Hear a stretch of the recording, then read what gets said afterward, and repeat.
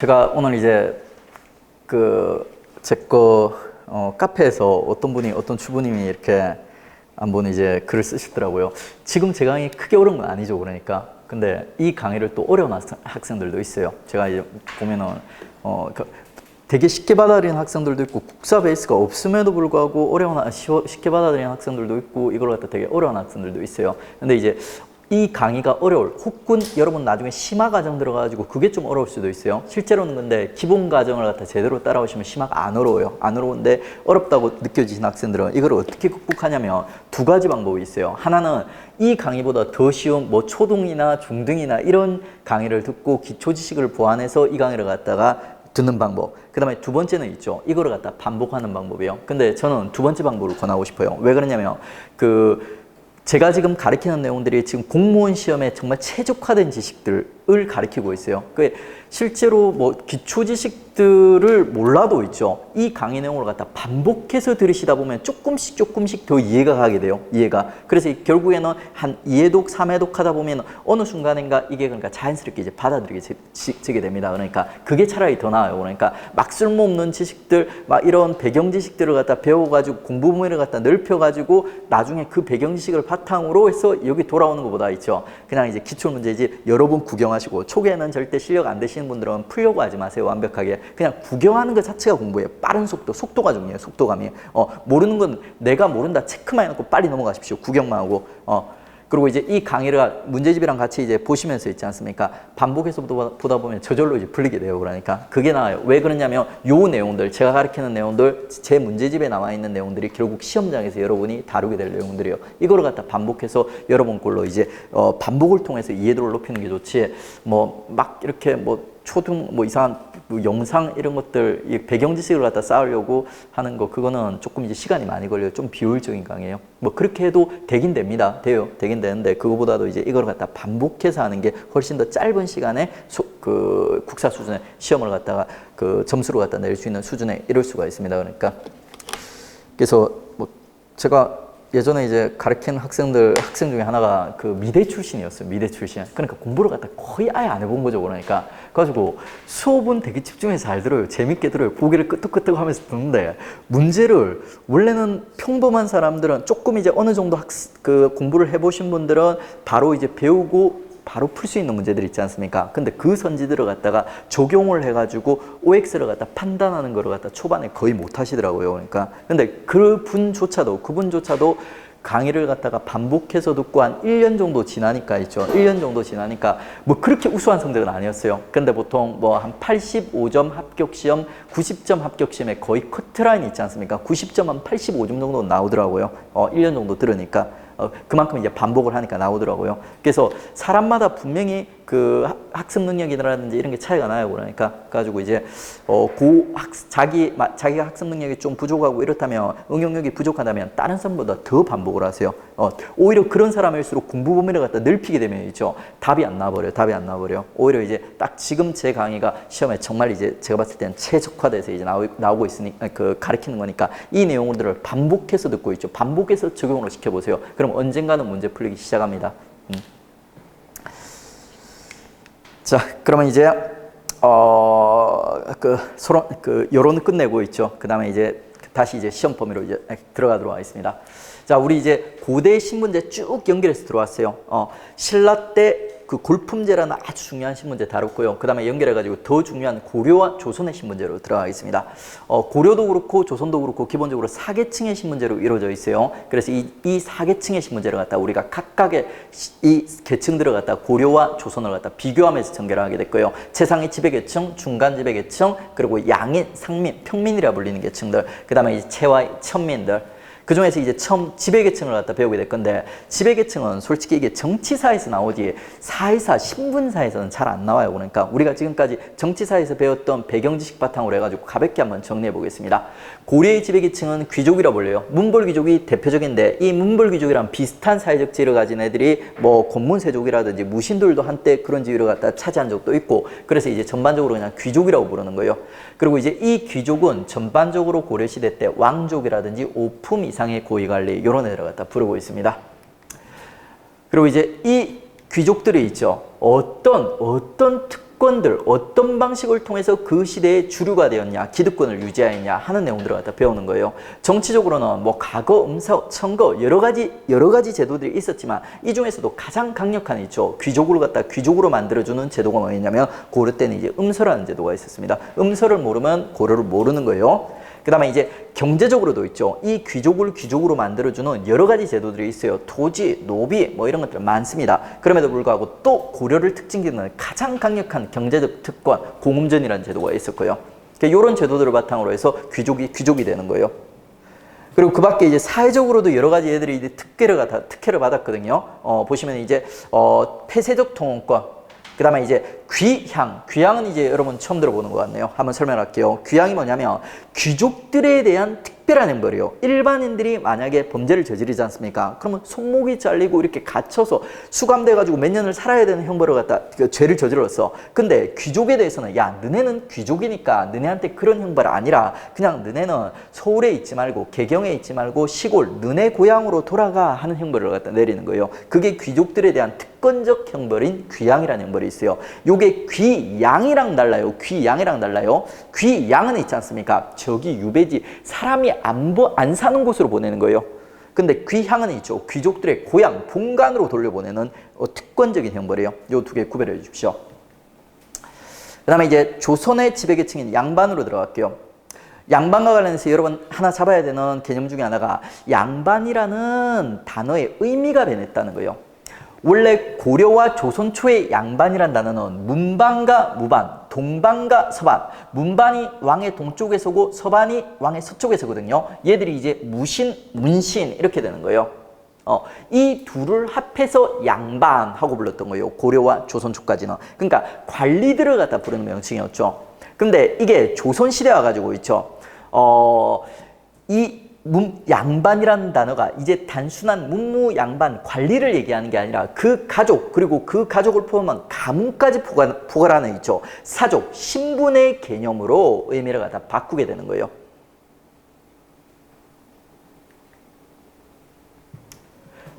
그리고 조선의 지배계층이 된 이 양반들이 이제 고려랑 비슷하게 뭔가 이제 특권들을 갖다 부여받았던 거예요. 양반을 갖다 양반으로 만들어주는 정치적 제도들. 근데 고려에 비해서는 확실히 약해집니다. 왜? 고려는 귀족사예요. 귀족사회는 귀족의 특권을 인정해주는 사회예요. 근데 조선은 양반 관료사회라 부르거든요. 좀 더 실력 중심의 사회예요. 그래서 아무래도 고려보다는 있지 않습니까? 특권이 약해져요. 특권. 제도적으로 얘들의 신분을 갖다 지켜주고 특권을 보장해주는 이런 제도들이 약해지는 거예요. 그래서 조선은 있지 않습니까? 음서라는 게 있긴 있어요. 하지만 이제 이 음서가 약해지고 있죠. 조선의 이제 관리가 되는 대표적인 방법은 이제 과거가 되는 거예요. 과거. 그 다음에 경제적으로도 있지 않습니까? 고려 같은 공문정 같은 이런 땅들이 없어져 버려요. 뭐 토지라든지 노비 이런 것들이 이제 양반들 중심으로 이제 소유되긴 하지만 공문정 같은 강력한 특혜는 없어지는 거죠. 그 다음에 사회적으로도 어느 정도 이제 특권을 보장해주지만 고려만큼은 안 됩니다. 뭐 역 같은 거 있지 않습니까? 군역이라든지 유역 이런 것들이 원래 합법적으로 원래 원칙적으로 면제되는 건 아닌데 실질적으로 이제 양반들은 이 역들을 갖다 면제해주는 모습들이 등장하게 됩니다. 그리고 이제 조선의 양반은 있죠. 고려의 귀족들에 비해서 특권들을 갖다 보장해주는 장치가 약하다 보니까 얘들이 꼼수를 발전시켜요. 진의 경쟁자들을 갖다 견제하는 있지 않습니까? 꼼수들을 갖다 발전시키게 되는 거예요. 근데 요 내용들은 좀 심한 내용이라서 요거는 심화 때 다루도록 하겠습니다. 이것만 기억을 하세요. 고려는 이제 귀족사회로서 제도적으로 있죠. 이들의 특권을 갖다 보장해주는 장치들이 많이 발달했지만 조선은 양반 관료로서 이런 특권들이 이제 약해지게 된다. 그리고 이런 특권들이 약해지다 보니까 얘들이 꼼수들을 발전시키게 된다. 이런 식으로 이해하시면 됩니다. 그러면 이제 지배계층 봤습니다. 그리고 이제 요 4개의 계층들 중에서 가장 시험에 자주 나오는 주인공 계층이 나올 거예요. 그게 중간 계층이에요. 중간 계층. 지배 계층은 오히려 그러니까 그 정치사와 관련해서 출제가 많이 돼요. 그리고 우리 정치사에서 이미 이미지를 갖다 잡았어요. 그래가지고 이제 실제로 사회사 신분지에서 가장 자주 빈출되는 계층들은 요 중간 계층이에요. 중간 계층.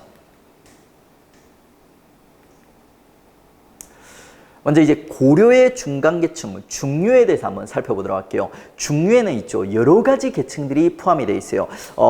귀족보다는 신분이 낮고 일반 양인보다는 신분이 높은 있죠. 중간 지배계층, 여러 계층들이 이제 포함이 되는 거예요. 어떤 계층들이 포함이 되어 있나 보도록 하겠습니다. 1번이 이제 기술관이에요. 기술관.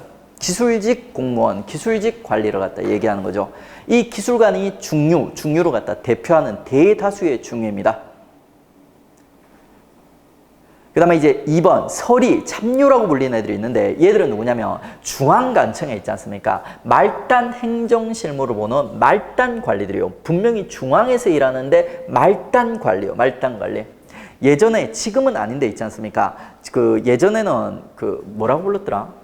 10급 공무원으로 등용되는 사람들이 있었어요. 지금은 이분들도 전부 이제 9급으로 들어와요.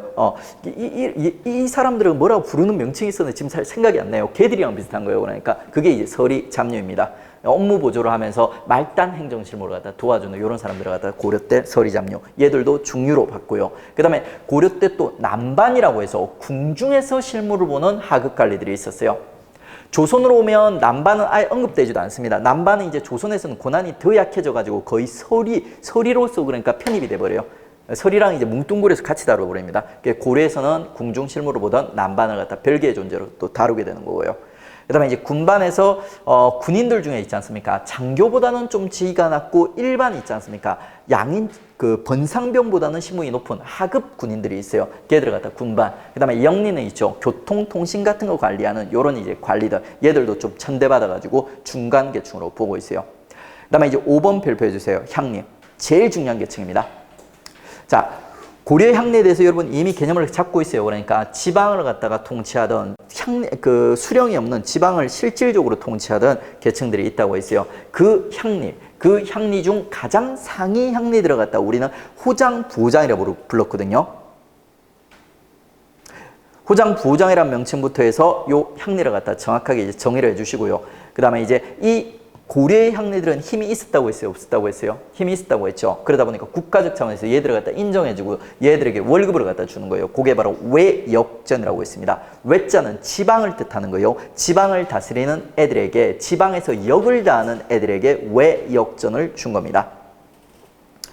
그리고 이 고려의 향리들은 사회적 지위가 높았기 때문에 있죠. 과거라든지 혼인 등을 통해서 얼마든지 중앙귀족으로 편입되는 게 가능한 계층이었다. 이렇게 보시면 돼요. 리을번은 어려워서 심화해서 다룹니다.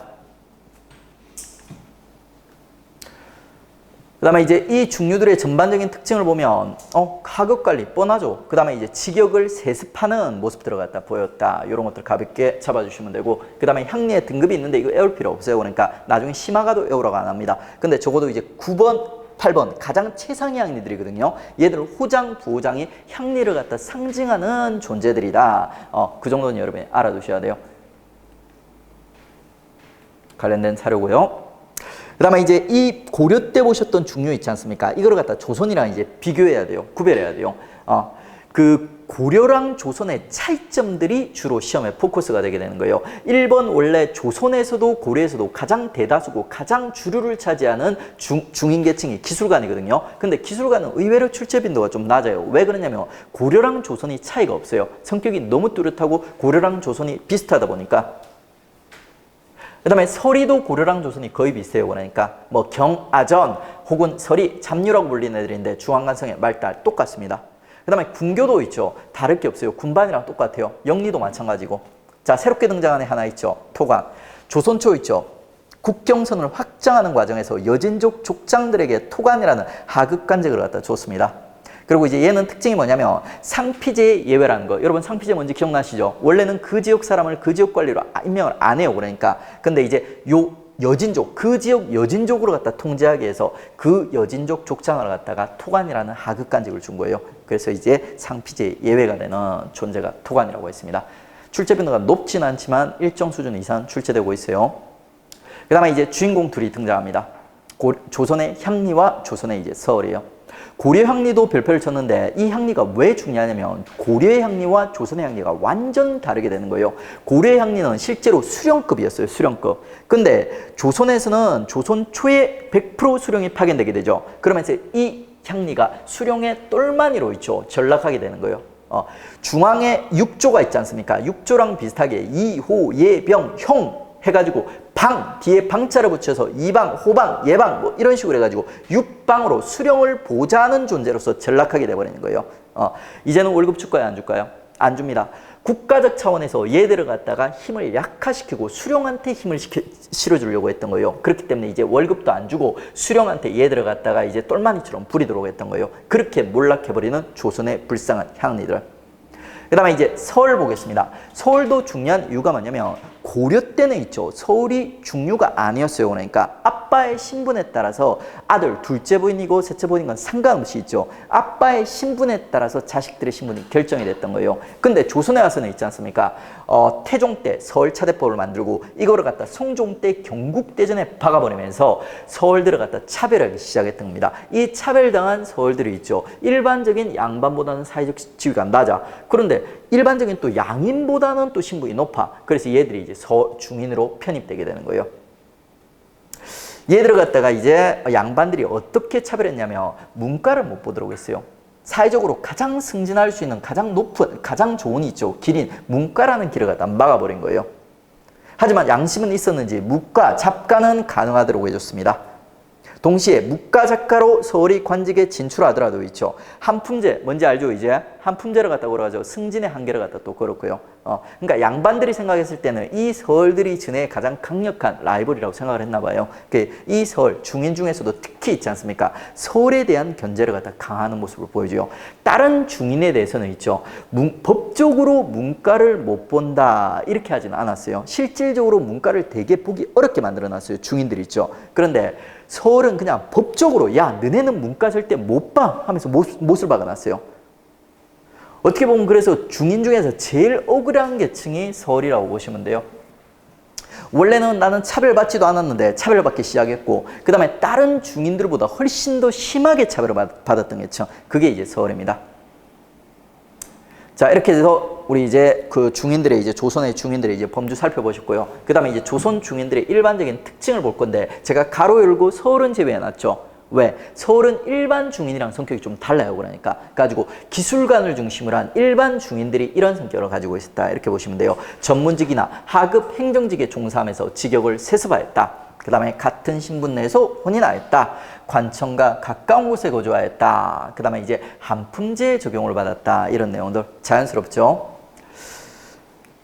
그리고 여러분들 여기서 포커스를 잘 잡아줘야 되는 게 시험 문제가 이렇게 나와요. 조선의 중인과 관련된 문제가 나오게 되면 있죠. 이 중인을 갖다 뭉뚱그려 가지고 있죠. 뭉뚱그려 가지고 중인을 다른 계층이랑 구별하는 문제가 나올 수 있어요. 그러니까 그 다음에 또 하나의 유형이 중인들끼리 구별하는 고급 문제가 나올 수 있어요. 중인들끼리 구별하면 가장 많이 이제 구별되는 게 이제 서울이에요. 그러니까 왜? 서울이 특징이 제일 강하니까. 근데 이제 서울 말고도 있죠. 향리도 하나의 주인공이었어요. 그 다음에 기술관도 쪽수가 제일 많기 때문에 구별하는 문제가 나올 수가 있습니다. 그러니까 이제 조선의 중인은 있죠. 기술관, 향리, 서울을 갖다 각각 구별할 줄 알아야 되고 또 중인들을 또 고려라든지 혹은 다른 계층과 이제 구별할 줄 알아야 되는 거예요. 그리고 이제 이 구별은 있지 않습니까? 지금 중인을 구별하는 시험에 한번 출제됐던 구별법인데 실제로 이 구별법이 잘 안 쓰여요. 그러니까 가장 대표적인 중인이 기술관이거든요. 얘를 갖다 협의의 중인이라고, 그 다음에 얘랑 그 계층이 비슷한 애들을 갖다 묶어가지고 뭐 광의의 중인 이렇게 부르는데 실제로는 이 협의의 중인과 강의의 중인을 구별하기보다는 서울과 다른 계층을 갖다 구별하는 문제들이 더 많이 개발되어 있다. 이런 구별법도 있긴 하다. 이렇게 봐주시면 됩니다.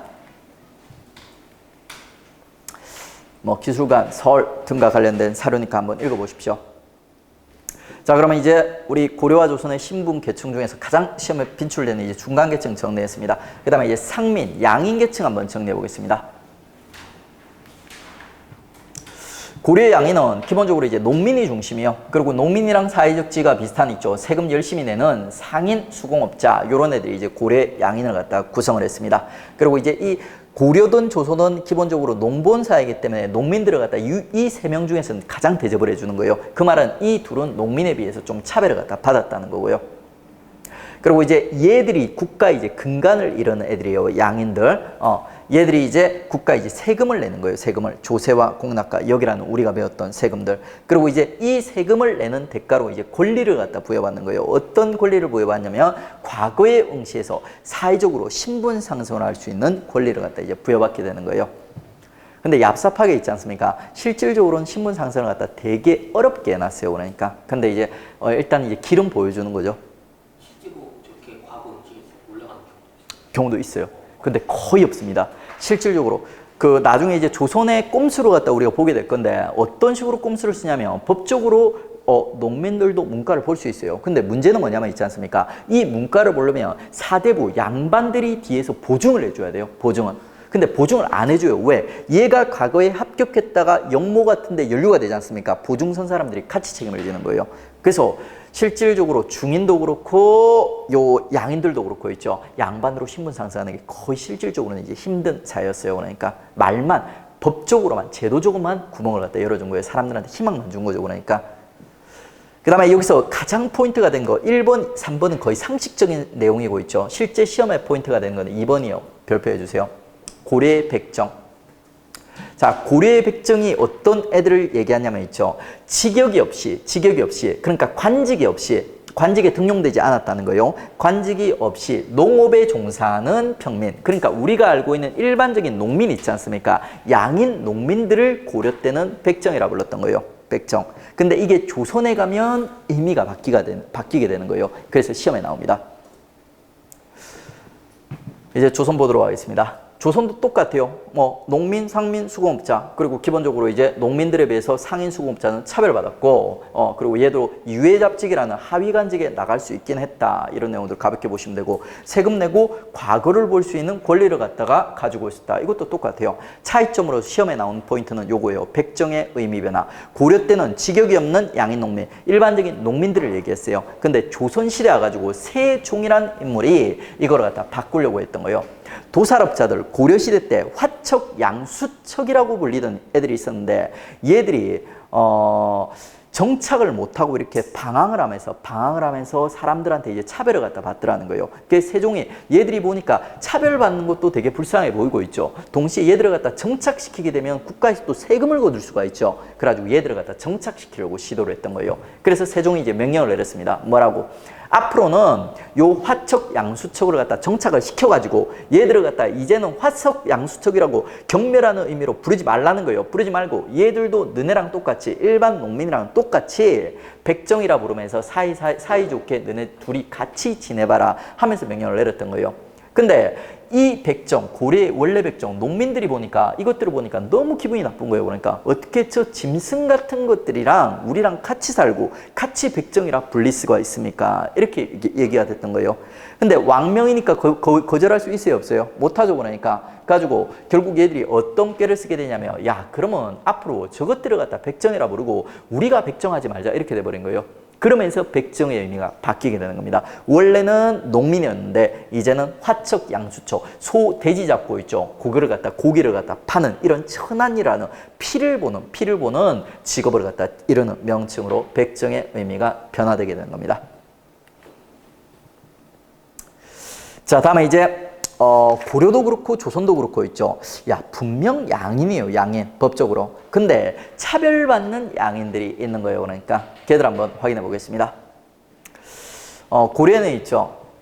향부곡소의 거주자들. 이미 배웠죠. 그러니까 향부곡소가 좀 조그만 마을들이 향리들이 다스리는 이 마을들이 보면 분명히 양인이 살긴 한데 차별받는 양인들이 사는 마을이다. 그랬습니다. 그러니까 이 말은 일단 세금을 많이 걷어요. 그래서 사람들이 이제 이주하고 싶은 거예요. 근데 이주도 못하게 하는 되게 차별받는 세금을 가혹하게 걷는 마을들이 있었는데 그게 이제 고려의 향부곡소이다 하면서 우리 공부를 했습니다.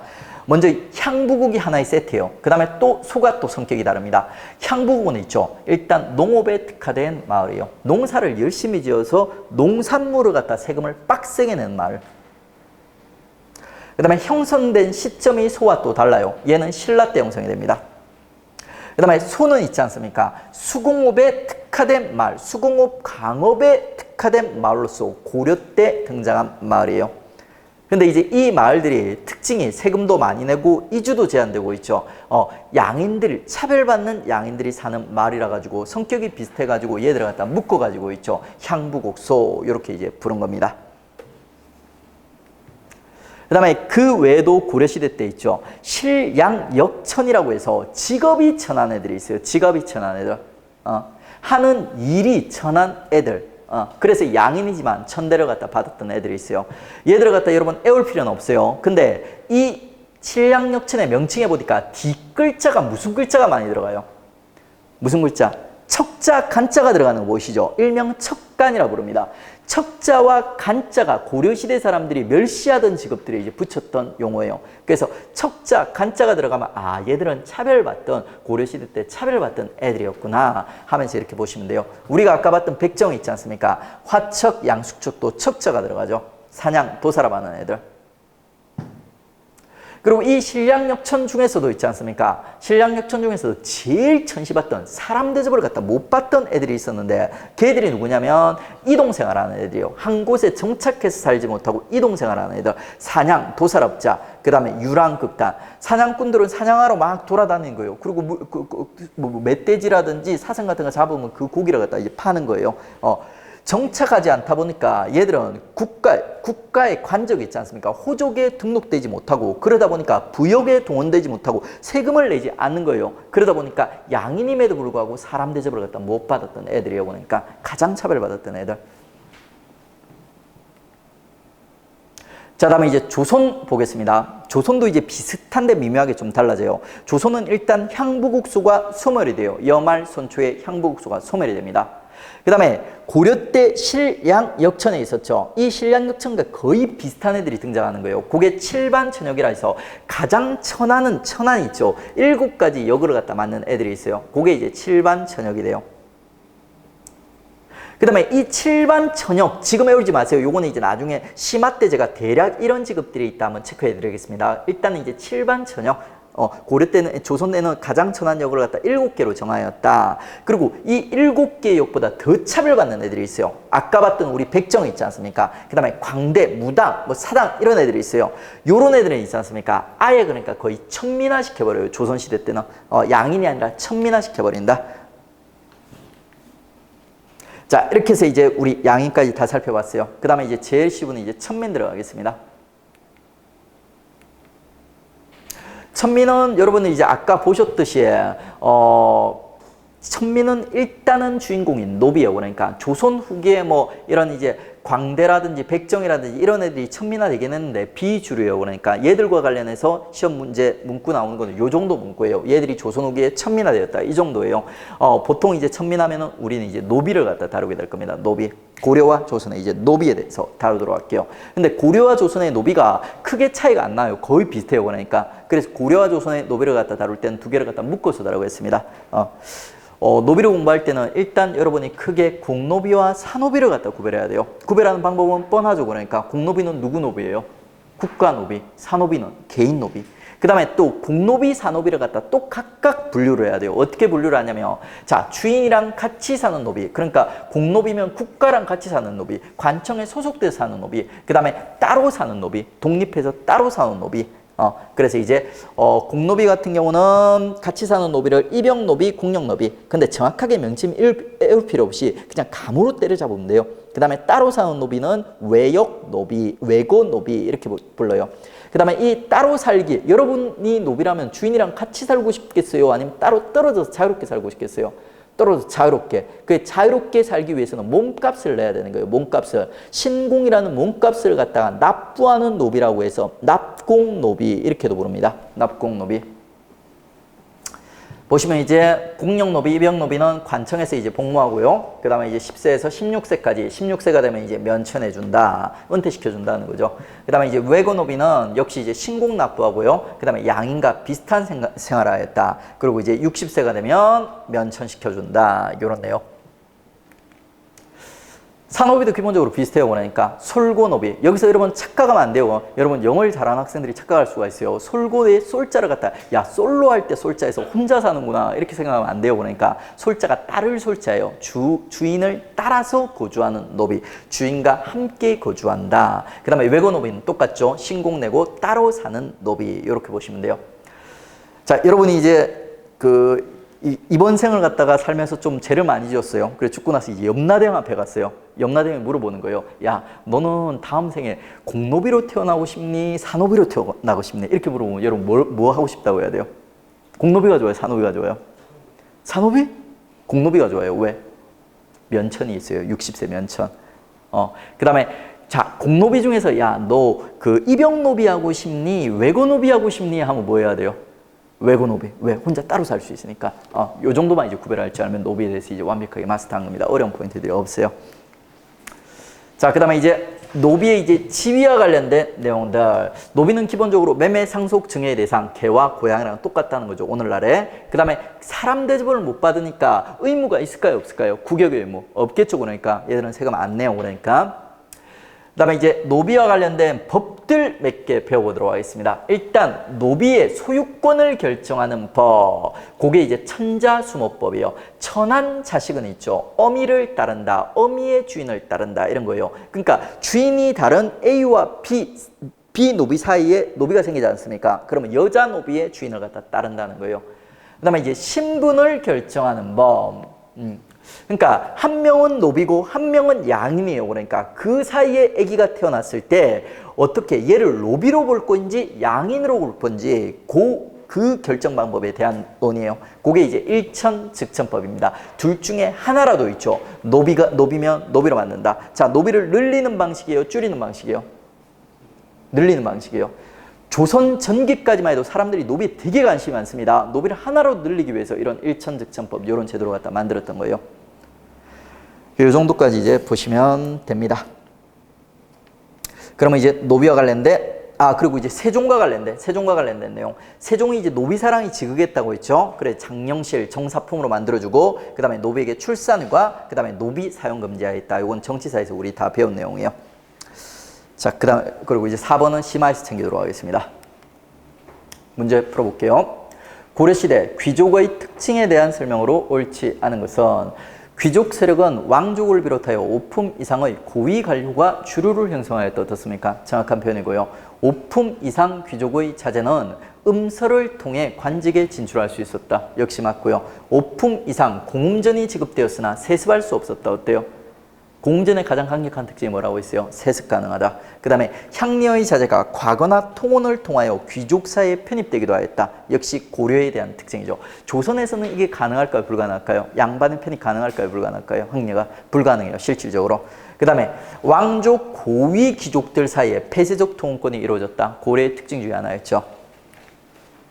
자, 다음 이제 다음 기역 주민에 대한 설명으로 옳은 것은 고려 시기에 기역은 금, 은, 구리, 새 등 광산물을 채취하거나 도자기, 종이, 차 등 특정한 물품을 생산하여 국물에 맞췄다. 자, 이게 기역의 주문이라고 하다 보니까 이게 뭐 어떤 마을 같은 거겠죠. 그러니까 어떤 마을로서 특정한 물건 같은 걸 갖다 만들어서 국가에 바치는 마을이 있었어요. 무슨 마을 얘기할까요? 향부곡 소 중에 소를 얘기하는 거예요. 소가 보면 금소, 은소 뭐 이런 식으로 해가지고 있죠. 철소 이런 식으로 해가지고 특정한 이런 물건들을 갖다 채취해서 국가에 바치는 이런 모습들을 갖다 보여줬습니다. 이게 소에 대한 설명으로 옳은 것은 군 현민과 같은 양인이지만 사회적으로 차별을 받았다. 어떻습니까? 정확한 표현이에요. 그 다음에 죄를 지으면 형벌로 귀양을 시키는 처벌. 요건 누구에 대한 설명이에요? 요거는 귀족, 고려 귀족. 그 다음에 지방 호족 출신으로서 지방 행정의 실무를 담당하였다. 요거는 이제 여러분이 알고 있는 향리. 그 다음에 재산으로 간주도 매매 상속 증여의 대상이 됐다. 요거는 이제 천민 중에서 노비 얘기하는 거죠. 이런 식으로 신분 계층을 구별하는 문제가 나올 수가 있습니다. 자, 이렇게 해서 이제 우리 고려와 조선에 있지 않습니까? 사계층의 기본 신분제를 갖다 비교를 했어요. 그 다음에 우리 연결해서 들어갈 거는 조선의 사계층의 신분제 있지 않습니까? 반상제. 요 반상제가 조선 후기가 되면 무너지게 돼요. 무너지게 됩니다. 이게 이제 어떤 과정을 거쳐서 이제 무너지고 무너진 이후에 각 계층들이 어떤 변화를 갖다 맞이하게 되는지 그 내용들 연결해서 들어가도록 하겠습니다. 양난이후, 납속책과 공명첩, 그 다음에 이제 족보위조, 매양, 청금로. 그러니까 가장 근원적인 원인은 있죠. 국가 재정 부족을 갖다 보완하기 위한 납속책과 공명첩이에요. 그리고 이런 합법적으로 신분 상승을 시켜주는 제도들이 생기다 보니까 사람들이 불법적으로 있죠. 족보위조, 매양, 청금록 등을 통해 가지고 신분 상승을 시키는 거예요. 매향은 향직을 주고 파는 거예요. 우리 유양소의 향직, 좌수, 별감 이런 거 기억나죠? 그러니까 그런 자리에 들어갔다 돈을 주고 사고 파는 거예요. 그러면서 이제 애들이 이제 양반인 척 하는 겁니다. 이런 제도들을 갖다 통해서 신분제가 이제 물러내지는 거죠.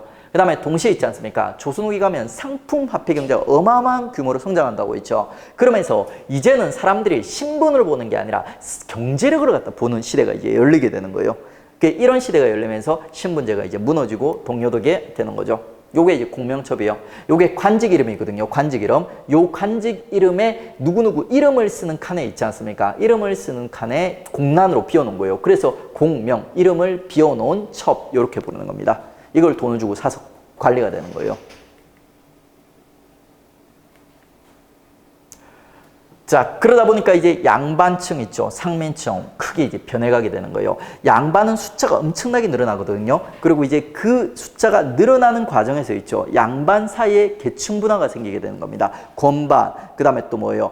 향반, 그리고 잔반 하면서 그러니까 이제 소수의 건반을 제외하고는 있죠. 대부분 사람들이 권력을 갖다 갖지 못하게 돼버리는 거예요. 그 다음에 상민들, 양인들도 이제 분화가 되는 거예요. 경제력을 갖다 갖춘 상인가 있죠. 못 갖춘 일반 상인들. 그래서 이게 결국 얘기하는 게 뭐냐면 조선 후기가 돼버리면 이제는 신분이 중요한 게 아니라 있죠. 실질적인 권력, 경제력이 더 중요해져 버리는 시대가 이제 열리게 된다는 거죠. 그러면서 이제 조선의 신분제가 이제 변하게 되는 겁니다. 각각의 신분이 이제 어떤 변화를 맞이하게 되는지 보도록 할게요. 첫 번째 이제 최상위 신분이 이제 양반. 양반은 숫자가 이제 급증하게 되고 앞서 보셨듯이 분화가 된다고 했어요. 건반과 향반과 잔반으로 건반만이 권력을 갖다 가지고 있고 있죠. 이런 애들이 이제 권력을 갖다 잃어버리게 되는 거예요. 이제는 양반이라고 해서 사회적 권위를 갖다 가지는 시대는 지나가 버린 겁니다. 그 다음에 이제 중인 보겠습니다. 여기서도 주인공이 역시 중인이에요. 그러니까 중인. 신분제에서는 주인공이 이제 중인입니다. 자, 우리 이제 그 중인들 있지 않습니까? 중인들 중에서 가장 억울했던 애들이 누구라고 했어요? 가장 억울하고 가장 차별을 많이 받았던 애들 서울이라고 했죠. 이 서울들이 자 신분제가 붕괴되고 동요되는 과정에서 가장 열심히 있지 않습니까? 신분 상승 운동을 하게 되는 거예요. 지금 허통 통청이 있지 않습니까? 우리에게 길을 열어달라, 통해달라, 길을 열어달라 이런 운동이에요. 그러니까 왜 우리를 갖다 이렇게 차별하십니까? 우리도 일반 양반들처럼 길을 열어주십시오. 이런 운동들을 제일 열심히 했어요. 임진왜란 직후에 있죠. 돈으로 납속책 공명첩을 갖다 사서 진출하기도 하고 있죠. 애들이 여러 가지 운동들을 갖다 하게 되는 거예요. 요거 안 중요한 건데 왕들의 포커스 맞춰보세요. 왕들을 동그라미 시켜보세요. 영조와 정조 때 있죠. 얘들이 허통 통청 운동을 열심히 했던 거예요. 그래가지고 이제 그 성과들이 조금씩 이제 드러나는 겁니다. 그 중에서도 이제 특히 정조 때 뚜렷하게 있지 않습니까? 요 서울들의 신분 상승 운동이 성과를 갖다 거두게 돼요. 정조 때 규장각의 사검서관, 유득공, 이덕무, 박제가 서희수를 빼고는 전부 이제 이름을 갖다 우리가 최종적으로는 알아야 되는 인물들이에요. 요런 인물들이 이제 그 당시에 가장 중요한 개혁기구였던 규장각의 사검서관으로 이제 등용되는 모습을 갖다 보여주게 되는 겁니다. 애들이 이제 어느 정도까지는 허통에 이제 성공을 했다는 거죠. 그리고 그 이유권은 지금 안 보고 있지 않습니까? 세도 정치기에 걸쳐가지고 더 이 얘들이 그 서울들이 있죠. 신분 상승 운동을 열심히 해가지고 결국 세도 정치기에는 모든 차별이 이제 철폐된다. 이런 내용까지 여러분 봐주시면 돼요. 그러니까 조선 후기에 서울들은 신분 상승 운동에 성공했다, 실패했다? 성공했다. 이게 포인트예요. 영종도 때 어느 정도 성과 거두고 그 다음에 세도 정치기 때 완성하게 된다. 이렇게 이제 보시면 돼요. 그 다음에 이걸 보고 있지 않습니까? 기술관들이 이제 따라하는 거예요. 와, 쟤들 신분상승 운동하더니 드디어 이제 성과를 갖다 거뒀다는 거예요. 우리도 해보자. 이렇게 되는 거예요. 근데 얘들은 너무 늦게 시작했어요. 서울이 거의 완성, 신분상승 운동을 완성한 시기 바로 세도정치기의 신분상승 운동을 시작했던 거예요. 철종 때. 그러다 보니까 철종 때 세도정치기는 아무래도 영종조의 개혁적인 분위기보다는 좀 보수적인 분위기겠죠. 그래서 이제 이 신분상승 운동이 결국에는 실패하게 되는 거예요. 근데 실패했음에도 불구하고 있죠. 기술관의 역할을 갖다 부각시키는 성과를 거두었다. 이렇게 이제 평가받고 있습니다. 그게 이제 기술관의 신분상승 운동, 소총 운동이에요. 소총운동. 그리고 이제 이 신분 상승 운동을 하는 과정에서 기술관들이 자기들의 존재감을 부각시키기 위해서 있죠. 시사라는 단체, 시를 짓는 단체를 만들어 가지고 위항문학이라는 게 있죠. 학문들, 문학 작품들, 시들을 갖다 많이 남기게 되는 겁니다. 그게 조선 후기의 중인들의 위항문학이에요. 위항이 무슨 뜻이냐면 큰 대로가 있지 않습니까? 여기는 양반들이 에헴 하면서 대자로 이제 걸어 다니고 있죠. 요 중인들은 요 건물들이 있으면 건물 뒤에 좁은 있지 않습니까? 좁은 위항이라는 조그만 길로 이제 왔다 갔다 해요. 이 위항이라는 길이 중인을 갖다 상징하는 키워드예요. 그래서 이제 중인들이 이 조선 후기에 전해가 시사를 만들어가지고 즐겼던 문학 작품들을 갖다 우리는 이제 위양문학 이렇게 부르는 겁니다. 조선 후기 특수한 현상, 중인과 관련된 현상으로서 여러분 기억해 주시면 돼요. 그 위양문학 작품들이 대표적인 게 1, 2, 3, 4, 5번이 있습니다. 근데 이거를 갖다가 암기하는 거는 심화 때 할 거예요. 일단 요 5권의 책들이 가장 중요하거든요. 요게 어떻게 시험에 나오냐면 작가와 책을 갖다 연결하는 게 가장 기본이에요. 얘들이 이제 조선 후기 중인과 관련된 문학 작품이고 일단은 익숙하게 봐주세요. 그럼 제가 얘들을 갖다 이제 구별하는 있죠. 팁을 갖다 나중에 심화 때 이제 정리해 드리겠습니다.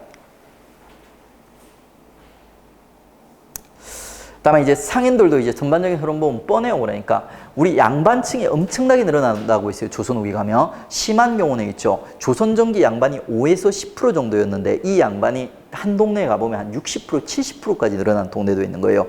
그러면 양반이 그렇게 늘어났다는 말은 누가 그렇게 줄어들었다는 얘기예요? 상민계층이 이제 격감했다는 거예요.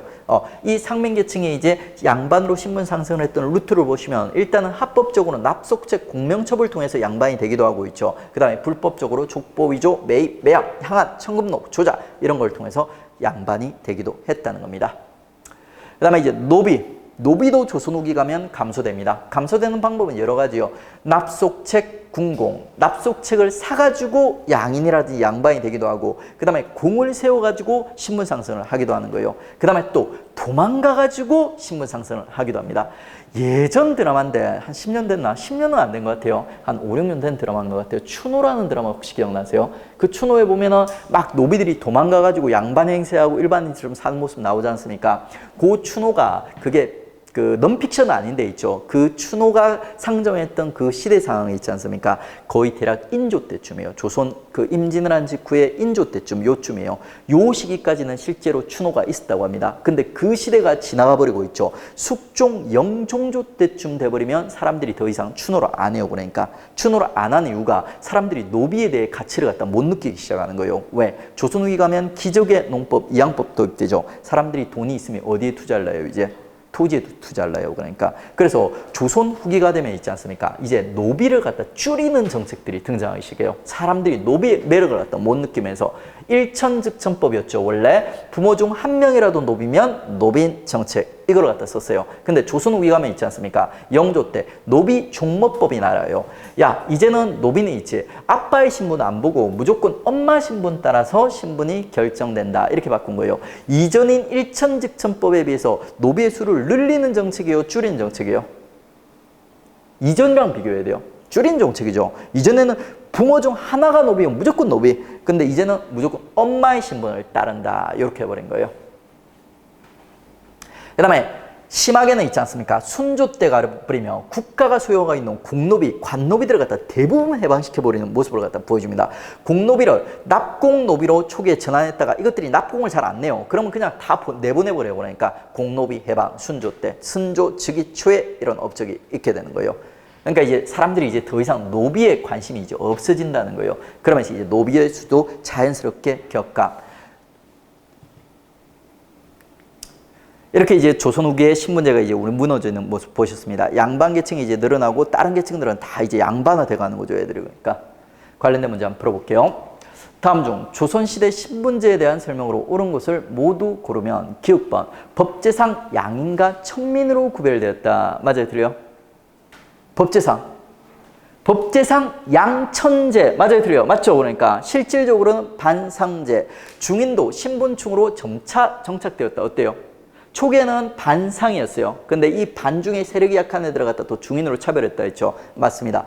관영이나 민영 수공업에 종사하는 수공업자들도 상민에 포함되었다. 어떻습니까? 상민이 양인 그리고 뭐예요? 평민 똑같은 말이에요. 그러니까 이런 어휘력은 솔직히 배경 지식보다는 그냥 문제를 많이 풀면서 키우는 게 제일 빨라요. 그러니까 이런 어휘력을 갖다 키우겠다면서 드라마를 보시기 시작하지 않습니까? 조선시대, 고려시대 드라마를 보기 시작하면 그거는 시험을 갖다 내년에 후내년에 합격하겠다는 거예요. 그냥 이제 시험 기출을 통해 가지고 어휘력을 갖다 확보하시면 돼요. 그러니까 배경 지식을 조금씩 처음에는 이해가 잘 안 될지도 몰라요. 근데 반복해서 보다 보면 이게 언젠간 돼요. 그러니까 자, 신분 제도가 엄격하게 운용되기 때문에 신분 이동이 불가능하였다. 맞아요, 들려요? 조선시대 때 신분 이동 불가능하다? 아니죠. 그러니까 시간이 지날수록 있죠. 신분 이동은 어떻게 보면 조금 쉬워져요. 그러니까 고려와 조선은 크게 이제 뭐 어떤 시대 오히려 고려가 신분 이동이 자유로운 사회였을 수도 있는데 신분 이동이 우리 역사상 불가능한 사회였다 이렇게 평가할 수 있는 사회는 신라의 골품제 있지 않습니까? 골품제 정도밖에요. 고려도 신분 이동이 가능하였고 있죠. 조선도 신분 이동 가능합니다. 그러니까 보세요. 그러니까 중인들 중에 누구예요? 그러니까 서울을 빼고는 진짜 법제적으로는 전부 과거를 문과를 볼 수 있었죠. 그러니까 실질적으로는 보기 어렵긴 했지만 그리고 양인들 중에서도 정말 힘들긴 하지만 예외적으로 문과라든지 합격한 사람들이 한두 명씩 나와요. 그러니까 기적적으로 개천에서 용났다 이런 말 나오지 않습니까? 그래서 요거는 이제 그나마 이제 신라에 적합한 설명이에요. 다른 이제 고려라든지 조선에서는 이렇게 표현하기는 어렵습니다. 그다음에 이제 밑줄 친 그들에 대한 설명으로 옳은 것은 이 그들이 누군지 한번 판단해 보세요.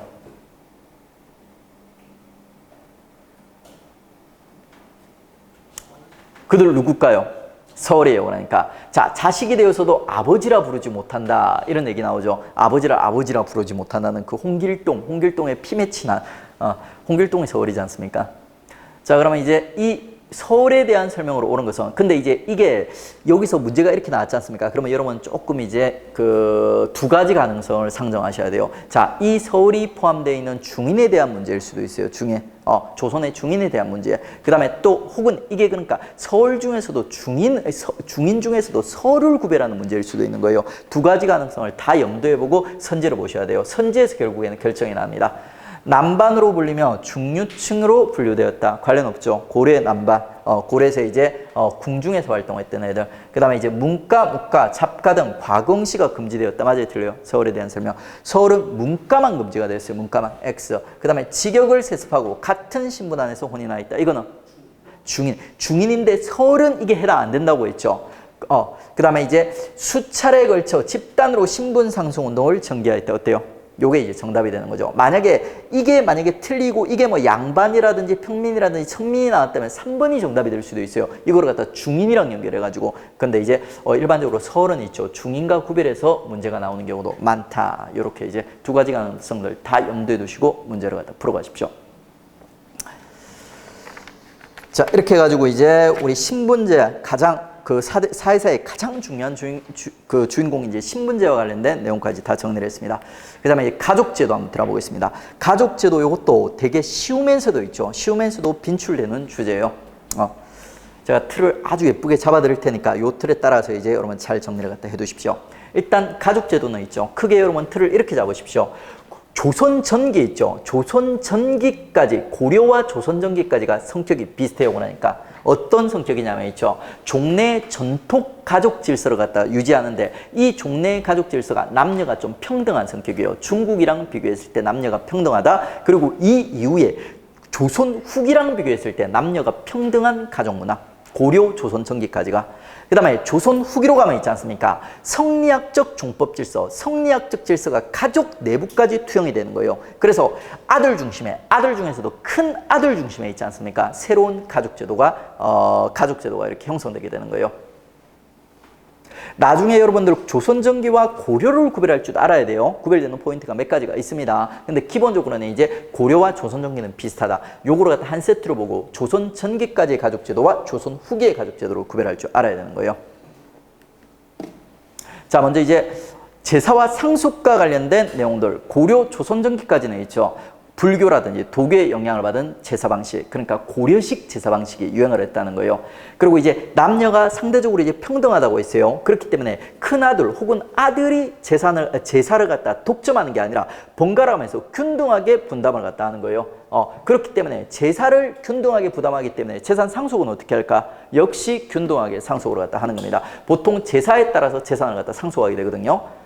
경국대전 상속 규정은 나중에 심화 때 살펴드리겠습니다. 밑에 연하게 나와 있는데 윤회봉사 나와 있죠. 요건 자식들이 이제 돌아가면서 제사를 지내는 거예요. 돌아가면서 제사를 지내거나 균등하게 부담하거나 이런 식으로 이제 제사를 갖다가 지냈던 거죠. 그렇기 때문에 재산도 균등하게 상속했고. 근데 이게 조선 후기로 가면 급변해 버리는 거예요. 어떻게? 성리학적 종법 질서가 적용되면서 있죠. 아들, 그리고 그 아들 중에서 첫째 아들에게 모든 재산을 물려주고 얘들에게 제사를 갖다 독점하게 하는 거예요. 그게 이제 조선 후기의 제사입니다. 구별하기 쉽죠? 그 다음에 이제 결혼과 남녀차별도 기본적으로 비슷해요. 그러니까 고려 조선전기까지는 전반적으로 남녀가 평등해요. 그렇기 때문에 고려 조선전기까지는 남자가 있죠. 여자 집으로 장가를 가는 남기 여가원이 드물지 않게 등장합니다. 일종의 이제 대릴사회제죠. 그리고 이 대릴사회제가 우리 역사상 여러 번 등장을 했는데 전부 서자가 들어가요. 서자가 들어가는 게 대릴사회제. 조선 전기까지는 이 남기여가온 대릴사회제가 그러니까 이게 드물지 않은 케이스였다. 그 다음에 가족 내부에서 있죠. 여성들의 사회적 지위가 높다 보니까 여성들이 호주가 되기도 하였다. 집안의 주인이 되기도 하였다. 우리 호족 기억나죠? 호족의 주인이 호주가 되는 거예요. 그 다음에 고려는 여성의 재가가 비교적 자유로웠다. 가족 내에서 여성의 사회적 지위가 높다 보니까 있죠. 조선이랑 비교했을 때 여성의 재가가 있죠. 비교적 자유로운 모습을 갖다 보여주는 겁니다. 그 다음에 이제 조선 후기 보겠습니다. 자, 친영제도, 남기 여가원의 반대예요. 그러니까 여자가 남자 집으로 시집을 가는 제도예요. 그러니까 남자 집에서 주도권을 갖다 잡겠다는 겁니다. 친영제도란 말이 여자가 시집을 오면 시부모님들 있지 않습니까? 이 사람들이 그 버선발로 발을 벗고 아주 환영을 갖다 해주었다. 그 단어에서 이제 친영제도란 제도가 명칭이 이제 유래되었어요. 그러니까 근데 그 시부모들이 왜 그렇게 반가워했을까요? 이때는 여성의 사직지가 되게 낮지 않습니까? 그 어떻게 보면 노비보다도 더 편하게 부려먹을 수 있는, 평생 동안 부려먹을 수 있는 여자가 하나 집에 들어오는 거예요. 시부모님 반가울 수밖에 없죠. 그게 이제 친형제도예요. 어떻게 보면 되게 잔인한 제도죠. 그 다음에 이제 여자는 호주 불가. 이제 여자는 조선 후에 가면 사람 대접을 못 받아요. 그러니까. 그리고 그러다 보니까 자연스럽게 있죠. 재가녀 자손도 차별받게 되는 거예요. 여성의 사직지가 낮아지다 보니까 재가를 한 여자의 후손들은 문과를 갖다 응시를 제한하는 이런 모습들이 이제 등장하게 되는 거예요. 그다음에 이제 족보, 그리고 이제 족보를 다루는 학문이 이제 보학인데 이 족보도 이제 조선 전기까지와 조선 후기까지가 이제 달라지는 거예요. 자, 조선 전기까지는 족보에 있죠. 기본적으로 연령순으로 그러니까 남녀 차별 안 하고 태어난 순으로 있죠. 족보를 갖다 작성을 했다는 거예요. 근데 조선 후기로 가면 어떻게 변하냐면 있죠. 무조건 남자들 먼저, 그다음에 딸들 다음 이런 식으로 남녀 차별을 갖다 하기 시작하는 거예요.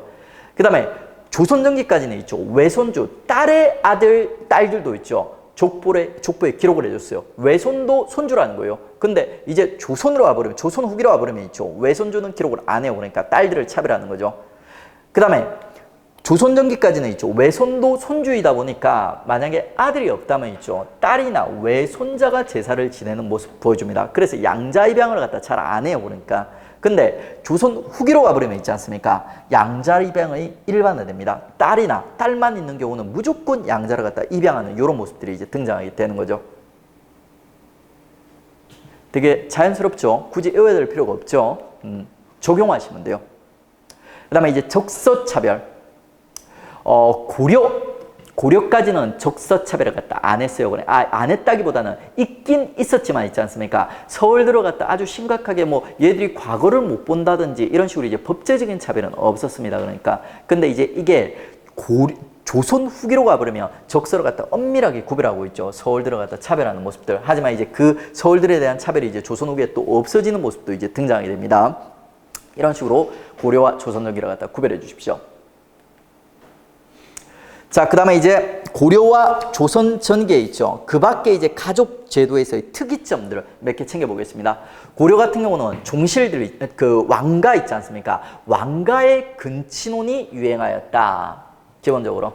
왜? 고려는 결혼을 갖다가 있죠. 폐쇄적 통혼권을 갖다 통해가지고 자기보다 신분이 높은 가문들이랑만 결혼하려고 했어요. 그러다 보니까 이제 왕가에서는 왕가보다 높은 가문이 없다 보니까 왕가 지네들끼리 결혼을 했던 겁니다. 근데 충선왕의 보기교서 있죠. 제상지종 기억나시죠? 여기서 왕실 사람들은 왕실 사람들끼리 결혼하지 말라고 명령을 내린 거예요. 그래서 이후에 감소되게 된다.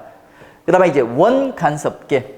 공료 선발을 피하기 위해서 어린 신랑을 처가에서 양육하는 있죠. 이때는 아빠들이 딸을 되게 중시했어요. 어린 딸들을 갖다 막 보내기 싫으니까 어린 아들들을 갖다 데려와 버린 거예요. 그래가지고 이제 일종의 이제 대리사회제인 예서제가 이제 등장하는 모습. 그리고 고려에도 여성 제가에 대해서 그렇게 막 이렇게 사람들이 좋게 보지는 않았어요. 하지만 이제 조선에 비해서 조선에는 가면 여성의 재가를 갖다 법적으로 맡게 되거든요. 그래서 이제 이런 조선에 비해서는 있죠. 고려에는 여성의 재가가 비교적 자유로웠다 하면서 이제 평가할 수 있는 겁니다. 그다음에 이제 조선 전기 들어가 있습니다. 요 재산은 잘 안 나와요. 지엽적인 내용이니까 심화수 보고 있죠. 요 두 개 포인트 잘 잡아주세요. 제가 고려랑 조선 전기 전반적으로 비슷하다고 했어요, 다르다고 했어요? 비슷하다고 했죠. 근데 두 개 아주 중요한 차이점이 있습니다. 그게 등장해요. 요건 아주 중요한 포인트예요. 자, 첫 번째가 이제 여성 재가 금지예요. 고려 때까지는 여성제가 비교적 자유로웠다고 했어요. 근데 이 여성제가 금지가 원래 큰 분위기로 보면 있죠. 조선 후기에 나와야 돼요. 근데 이 여성제가 금지가 조선 전기 때, 태종 때 시작됩니다. 그리고 성종 때 경국대전에 명시되게 돼버려요.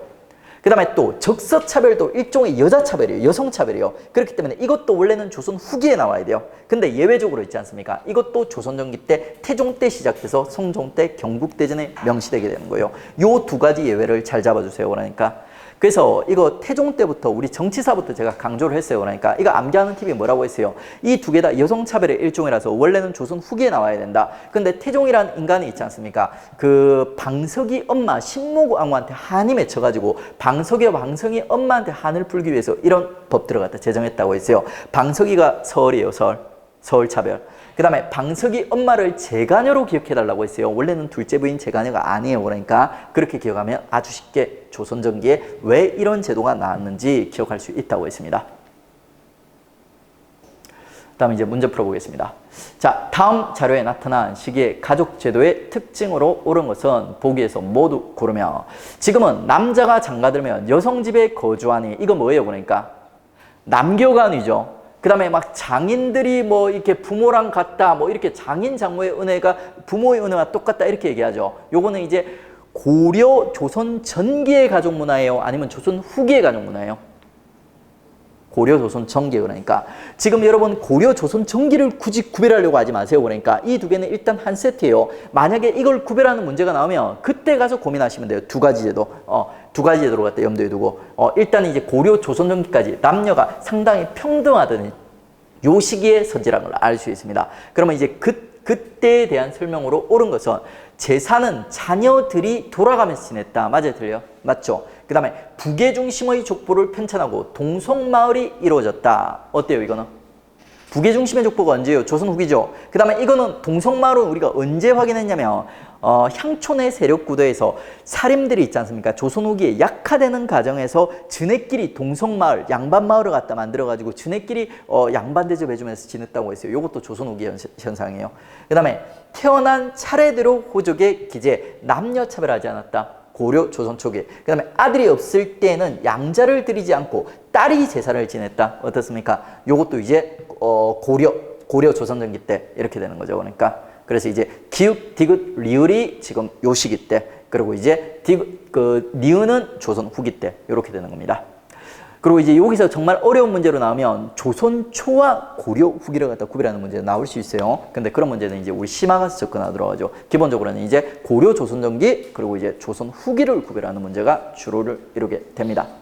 조선 후기 가족 제도와 사회상에 대한 설명으로 가장 적절한 것은 남녀를 구별하지 않고 태어난 순서대로 족보에 기재하였다. 어때요? X. 그 다음에 동성마을 많아지고 북의 중심의 족보가 편찬되었다. 맞고요. 아들이 없으면 양자를 드리는 대신 딸과 외손이 제사를 지냈다. X. 그 다음에 혼인은 친형제에서 남기호간으로 반대 얘기하고 있죠. 남기호간에서 친형제로 이런 식으로 조선 후기와 조선 전기 이전에 있지 않습니까? 가족 제도를 비교하는 문제가 주류입니다. 자, 이렇게 해서 이제 우리 가족제도까지 공부했어요. 쉬었다가 이제 나머지 424 주제들 끝장내 봅시다.